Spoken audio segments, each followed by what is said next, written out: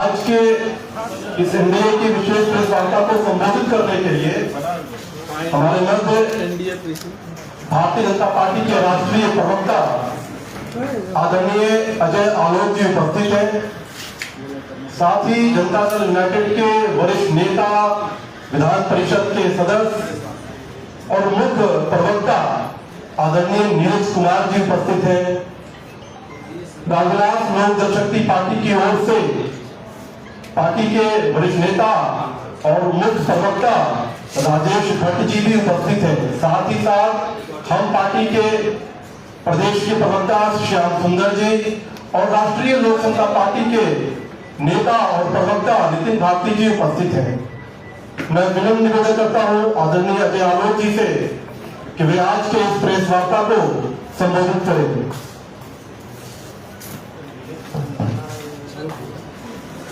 Print और electronic media के सारे मित्रों, आज इस एनडीए की प्रेस वार्ता का मुख्य बिंदु इस देश के शुंभ और निशुंभों की आप लोगों से परिचय करवाना बहुत जरूरी है। देश के स्तर पे एक शुंभ है जिनका नाम है श्रीमान राहुल गांधी, और प्रदेश के स्तर पे एक निशुंभ हुए हैं उनका नाम है तेजस्वी प्रसाद यादव। आज जो कल से मुद्दा चल रहा है, संविधान हम सबके लिए है और हम सब पे लागू होता है। तेजस्वी यादव जी ने कल एक सनसनी पैदा करने की कोशिश की। उन्होंने कहा कि मेरा नाम चुनाव आयोग वोटर लिस्ट में नहीं, चुनाव आयोग ने निकाल के दिया कि भाई आपका नाम वोटर लिस्ट में है, 416 नंबर है। आपने सब देखा, तब उन्होंने एक नया एपिक नंबर निकाल के अपना लिखाया। अब ये नया एपिक नंबर आया कहां से? चुनाव आयोग के रिकॉर्ड में नहीं है। भारतीय संविधान के हिसाब से फौजरी स्थिति के तहत 468 471 के तहत इसे मुकदमा बनता है। इंपर्सोनेशन एट इलेक्शन 171 डी के आईपीसी के तहत इसे मुकदमा बनता है, और representation of the people act 1951 के तहत इसे मुकदमा बनता है। हमारा चुनाव आयोग से एक स्पष्ट कहना है, क्या कोई भी व्यक्ति 2 वोटर आईडी कार्ड रख सकता है? नहीं रख सकता है। और कोई रखता है तो ये गंभीर अपराध है। चुनाव आयोग तत्कालीन एफआईआर करे। बिहार के निशुल्क ये कालिदास है, ये लोग जिस पेड़ पे बैठते हैं उसी की डाली काटते हैं। कालिदास जी को तो गिरने के बाद अकल आ गई थी, वो महान बन गए, लेकिन ये लोग इतने बार गिरे हैं उसके बाद भी अकल नहीं आई। 2014 हारे, 2019 हारे, 2020 हारे, 2024 हारे तेजस्वी के नेतृत्व में, लेकिन अकल नहीं आई। राहुल गांधी की तो बात ही छोड़ दीजिए, वर्ल्ड रिकॉर्ड यूट्यूब में जाने वाले 96 चुनाव हार चुके हैं। तो ये 4/16 कर सकता है, जो राहुल गांधी करेंगे उससे 4 गुना कम ये। आज हमारे सामने प्रश्न ये है कि क्या संविधान, क्या चुनाव आयोग का संविधान, इस देश का संविधान तेजस्वी यादव कांग्रेस पे लागू होता है या नहीं? 2 एपिक कार्ड रखने के मामले में सीधा जेल जाने का प्रावधान है 1 साल तक, और इसमें दंड भी लगता है। तो चुनाव आयोग को जब पता है वो एपिक नंबर जो तेजस्वी ने दिखाया है वो चुनाव आयोग के लिस्ट में नहीं है, और एक और एपिक नंबर तेजस्वी यादव के पास है, तो मतलब कि ये मामला गंभीर है। ये पूरे आरजेडी लालू परिवार सबकी जांच होनी चाहिए कि सबने तो 2 वोटर आईडी कार्ड नहीं बनवा रखे, जांच करिए। जहां तक नहीं हमारे श्रीमान राहुल गांधी, वो और महान इंसान, उनको भारतीय अर्थव्यवस्था डेड लगती है, मर गई है भारतीय अर्थव्यवस्था। उनको ऑपरेशन सिंधु पे पाकिस्तान के गाने याद आते हैं। वो कहते हैं चुनाव आयोग पे एटम बम गिरा देंगे। एटम बम तो फोड़ लिया भैया तेजस्वी यादव ने अपने से अपने आप को फंसाया है, दूसरा एपिक नंबर देंगे।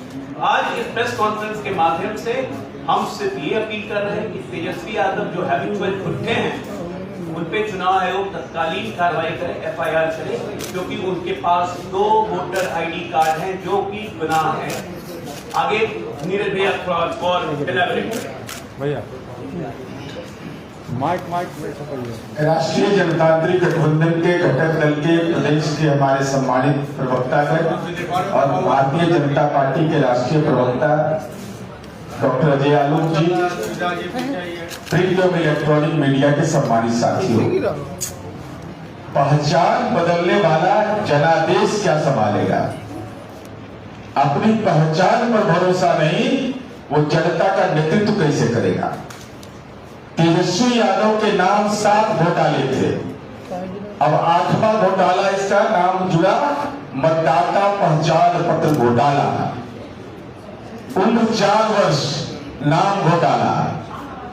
तेजस्वी यादव ने तरुण यादव। 13 वर्ष, पुरस्कार घोटाला।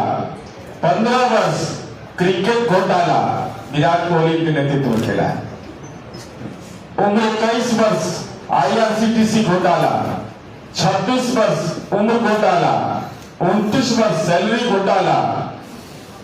35 वर्ष, चंदा घोटाला, शराब कंपनियों से चंदा लिया। और 36 वर्ष में ईपिक घोटाला। डॉक्टर अजय आलोक जी ने बताया 2 ईपिक नंबर तो है ही, 2 पता भी है। पहला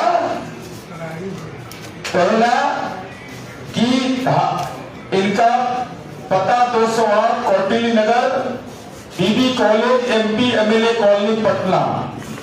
और दूसरा पता है इनका मकान नंबर 110, बिहार पशु विज्ञान विश्वविद्यालय, क्षेत्र दीघा। अब सवाल यह उठता है कि दोनों ईपिक नंबर अगर आपके नाम से दर्ज है तो ये गंभीर अपराध है, ये कोई सामान्य अपराध नहीं है, ये गंभीर अपराध है। और अभी इस संबंध में डॉक्टर अजय आलोक ने बताया 2015 का विधानसभा चुनाव, 2020 का विधानसभा चुनाव, 2021 का विशेष जो संक्षिप्त पुनरीक्षण हुआ था 15 फरवरी 2021 को जो प्रकाशित सूची है उसमें भी 489 है। फिर 2025 में जो विशेष पुनरीक्षण अभियान के तहत इनका जारी हुआ है उसमें सीरियल नंबर 481 और बूथ नंबर 171। अब सवाल यह उठता है कि एक ही व्यक्ति का 2 ईपिक कार्ड होना representation of the people act की धारा 17 और 18 का उल्लंघन है। अब 420 का आरोपी है, 420 का आरोपी है ना भाई पहले से। अब ये ईपिक मामले में भी राजनीतिक जालसाज की भूमिका में आए। तो हमारी उम्मीद है कि चुनाव आयोग गंभीरता से इसको संज्ञान ले और तेजस्वी यादव पर FIR दर्ज करे, बगैर कोई विलंब के दर्ज होना चाहिए, क्योंकि इन्होंने लोकतांत्रिक मूल्यों की हत्या की है। सजा याफ्ता का बेटा 420 का नेतृत्व करता, 8 घोटाले से जुड़ा हुआ जिसका नाम हो उस पर मुकदमा दर्ज होना बहुत ही आवश्यक है। तो हमारी उम्मीद है कि इस संबंध में अविलंब चुनाव आयोग संज्ञान लेगा। अब मैं लोजपा आर के मुख्य प्रवक्ता राजेश भट्ट जी से अनुरोध करूंगा कि वो अपनी बात करें।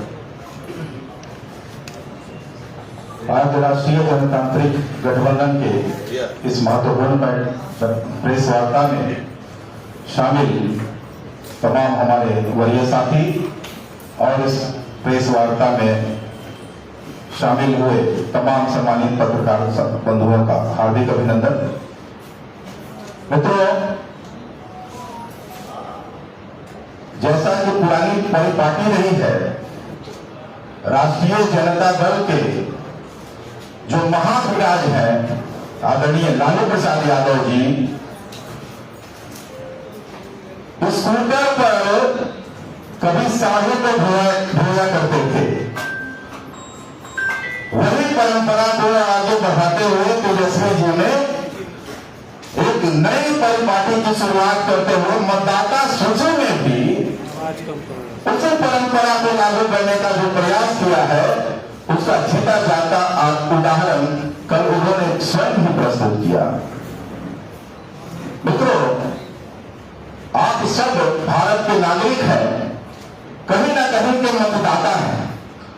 सर्वविदित है कि एक मतदाता का एक वोटर आई कार्ड होता है। तो किसी का हो तो बताएं आप ही लोग। मैं बहुत गंभीरता से पूछना चाहता हूं कि क्या 2 मतदाता सूची में नाम और 2 ईपिक नंबर रखना संज्ञेय अपराध नहीं है? और अगर संज्ञेय अपराध है तो मैं समझता हूं कि चुनाव आयोग को इस पर कार्रवाई करते हुए कानून सम्मत जो है प्राथमिकी दर्ज करे और अविलंब जो है तेजस्वी यादव की गिरफ्तारी इस मामले में होनी चाहिए। चूंकि भ्रष्टाचार के महाभियान हैं, इन लोगों को ऐसे अपराधों से कतई परहेज नहीं होता, कोई भय नहीं है, कानून से खिलवाड़ करने की लगातार आदत बन गई है। इस आदत के मद्देनजर उन्होंने चुनाव आयोग को भी गुमराह करने का प्रयास किया और पूरे देश में एक नैरेटिव सेट करने का जो षड्यंत्र इन्होंने रचा है, अपने आका राहुल गांधी के इशारे पर उन्होंने कल परसों 4 दिनों से लगातार कह रहे थे कि बम मिल गया है, एटम बम बहुत जल्द फोड़ेंगे, तारीख मुकर्रर कर रहे थे। बिना तारीख मुकर्रर कर उनके इशारे पर ही बिहार में ही उन्होंने बम फोड़ दिया तेजस्वी जी ने। इस बम का इलाज होना चाहिए, बहुत हो गया तेजस्वी जी, शर्म आनी चाहिए। बिहार की जनता से माफी तो मांगनी ही पड़ेगी। बिहार की जनता ने तो आपको पहले ही नकार दिया है। उसी बौखलाहट में ये तमाम जो बयान आपके चल रहे थे, इसकी अब पुनरावृत्ति दोबारा करने को मिलेगी नहीं।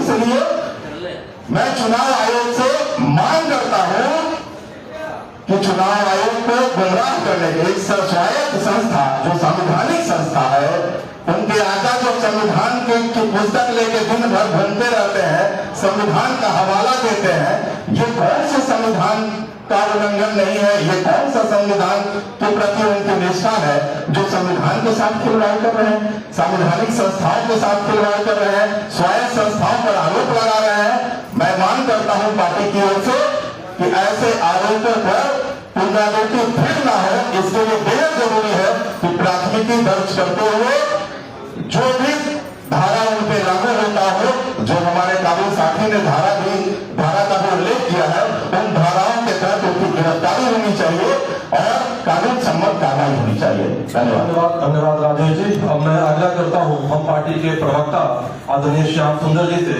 कि वह इस वार्ता को संबोधित करें। श्याम सुंदर जी। आज एनडीए घटक दलों के महत्वपूर्ण इस साझा प्रेस कॉन्फ्रेंस में हमारे साथ बैठे हुए हैं भारतीय जनता पार्टी के राष्ट्रीय प्रवक्ता श्री आलोक सिन्हा जी, अजय आलोक जी और जनता दल यू के मुख्य प्रवक्ता बड़े भाई श्री नीरज कुमार जी, लोजपा के आर के प्रवक्ता और हमारे साथी रालोद के प्रवक्ता सब बैठे हुए हैं। आप सभी पत्रकार मीडिया बंधुओं को मेरा नमस्कार। हम लोग बचपन से एक कहावत सुनते थे कि बापें पूत परापत घोड़ा नहीं कुछ तो थोड़म थोड़ा। तो तेजस्वी प्रसाद यादव जी पूरी तरह से थोड़म थोड़ा नहीं बल्कि और स्क्वायर में जा रहे हैं। नीरज बाबू ने पूरा विस्तार से उनके घोटालों की कहानी बताई और हम हैरान हैं कि आप लगातार देख रहे होंगे कि संवैधानिक संस्थानों को न केवल बेइज्जत करने का काम, समय समय पर अब तो धमकाने का भी काम इंडी गठबंधन के लोग कर रहे हैं। 2 दिन पहले चुनाव आयोग को सार्वजनिक तौर पर, कल के अखबारों में भी आप लोगों ने देखा होगा कि किस तरह से राहुल गांधी ने धमकाया और कहा कि जो जहां रहेंगे हम ढूंढ के लाएंगे। तो इस तरह की प्रवृत्ति एक पनपती जा रही है और समाज को भी ये लोग उत्तेजित करना चाहते हैं, समाज को भी गुमराह करके संवैधानिक संस्थानों के खिलाफ ये लगातार प्रयास कर रहे हैं कि ऐसी स्थितियों की मतलब अराजकता की स्थितियों, लोगों का भरोसा विश्वास उठ जाए। ऐसी साजिश इन लोगों के सत्ता से लगातार बाहर रहने के कारण, जो इनका दिमागी रूप से ये कभी कहते हैं कि ट्रंप ने जो एक बात कही तो राहुल गांधी कहते हैं कि भाई इंडिया का इकोनॉमी डेड है। हमको लगता है कि इंडियन अलायंस का माइंड डेड हो चुका है। ये लोग डेड माइंड के लोग हैं। ये लोग लगातार प्रहार करते हैं संवैधानिक संस्थाओं पर, लोकतंत्र को शर्मसार करने का काम करते हैं। ये जो नया मामला आया है, आप समझिए कि कितनी बड़ी इसके पीछे साजिश होगी और कैसे ये लोग इसी चीज को तो पकड़ने के लिए एसआईआर किया गया।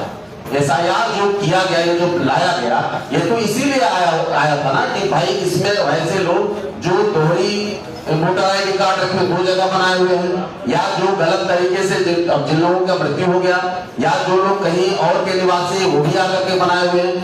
तो हम तो यहाँ तक कहते हैं, अपने एनडीए के वरिष्ठ साथियों से भी कहेंगे कि हम लोगों को न केवल तेजस्वी प्रसाद यादव पर तो कार्रवाई अब होनी चाहिए, क्या होना तय है।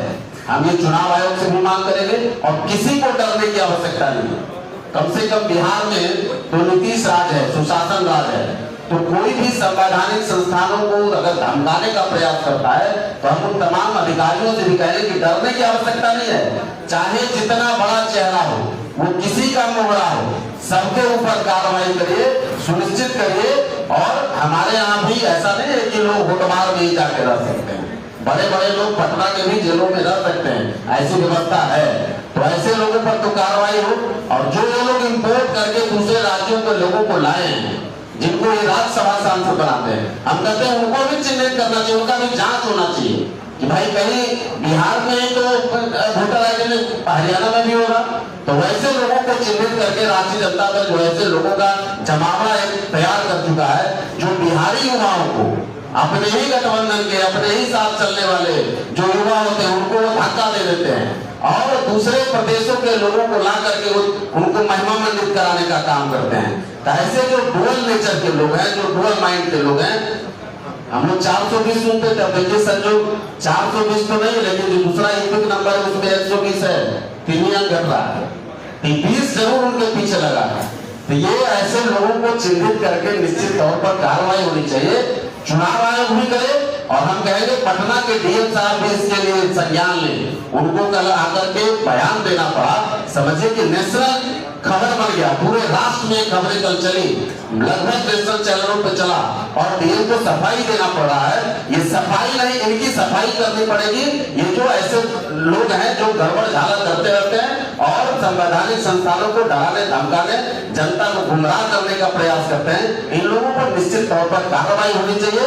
लोकतंत्र की यही खूबसूरती है कि कोई राजा हो, रंग हो, फकीर हो, सबके ऊपर कानून का डंडा समान रूप से चलना चाहिए। और ये जो बिहार में हम लोगों का यूएसपी है सुशासन राज में, ये दिखना चाहिए। आप लोगों से भी आग्रह है, प्रशासन से भी आग्रह है, इस पर निश्चित तौर पर कड़ी कार्रवाई करने की आवश्यकता है। बहुत बहुत धन्यवाद। धन्यवाद श्याम जी।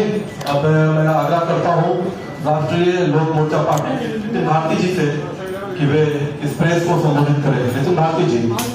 सम्मानित मंच और हमारे तमाम इलेक्ट्रॉनिक और प्रिंट मीडिया के साथियों, विषय आपके सामने है। मैं आपका ज्यादा वक्त नहीं लेते हुए कुछ एक बिंदुओं पर आपका ध्यान केंद्रित करना चाहूंगा। देखिए मित्रों, विपक्ष हताशा की स्थिति में है। आए दिन हमारे माननीय मुख्यमंत्री के विषय में जो अनाप शनाप बयानबाजी की जाती है, कल की जो ये घटना हुई है और ये जो मामला सामने आया है, अब तो सवाल ये है कि किस मन स्थिति में विपक्ष के वह सबसे बड़े नेता हैं, अब तो उस पर विचार करने की जरूरत है। मित्रों, आपने देखा होगा कि कैसे एक नॉन इशू को इशू बनाते हुए संसद के दोनों सत्रों, विधानमंडल के दोनों सदनों का जिस तरह से समय बर्बाद किया गया, एसआईआर के मुद्दे को अनावश्यक तूल दिया जाता रहा, जनता के बीच भ्रम पैदा किया जाता रहा और जब जनता का समर्थन मिलते हुए नहीं दिखा तो ये फिर से एक नया ड्रामा आपके सामने दिखा। जिस तरह से पीसी हुई, उसे तो साफ समझ में आता है कि आदरणीय तेजस्वी जी के जो प्रधान सलाहकार हैं और उनके जो सेवानिवृत्त पदाधिकारी हैं, आजकल वो भी उनका सही ढंग से सहयोग नहीं कर पा रहे। तो जिनको अपनी पार्टी में ही प्रॉपर सहयोग न मिले और इस तरह की गतिविधि में वो शामिल हो जाए, तो उस पर विचार करने की जरूरत है। आरजेडी ऐसे अपरिपक्व नेतृत्व के साथ आगे बढ़ सकता हो, लेकिन बिहार ऐसे नेतृत्व को कभी स्वीकार नहीं करेगा। ये तेजस्वी जी ने खुद ही अपनी गतिविधियों से स्पष्ट कर दिया है। और मित्रों, अंत में मैं केवल इतना ही कहना चाहूंगा कि आरजेडी के तमाम लोगों का पहले तो नाम विख्यात था ही, आप विख्यात कहें या कुख्यात कहें, इसका विवरण अभी नीरज भाई ने भी दिया। लेकिन एक बात और स्पष्ट हो गई कि अब आचरण और व्यवहार में भी भ्रष्टाचार है, यह इस मामले से साफ साफ समझ में आ रहा है।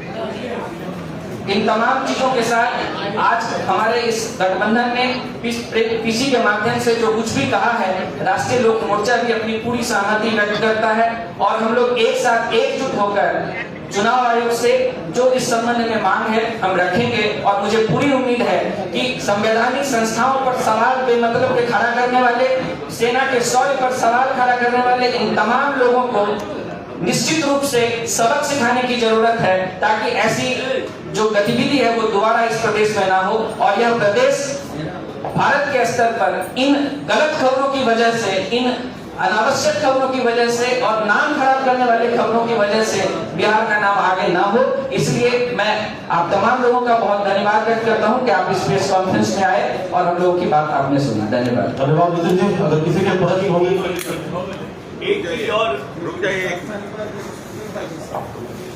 एक चीज और साबित हो गई कि इस बिहार के मुख्यमंत्री बनने का सपना सजोए आंखों में तिरी आंखों के गली गली जो घूम रहे हैं, उन्होंने साबित कर दिया कि इस बिहार के आधुनिक कालिदास वही है कि जिस डाल पर बैठे हैं उसी को काट दिया। पहला नेता है इस देश का जिसने साबित किया कि मेरे पास डबल एपिक कार्ड है, डबल वोटर कार्ड है। अब चुनाव आयोग को तय करना है कि ऐसे नेता पे कार्रवाई करती है कि नहीं। धन्यवाद।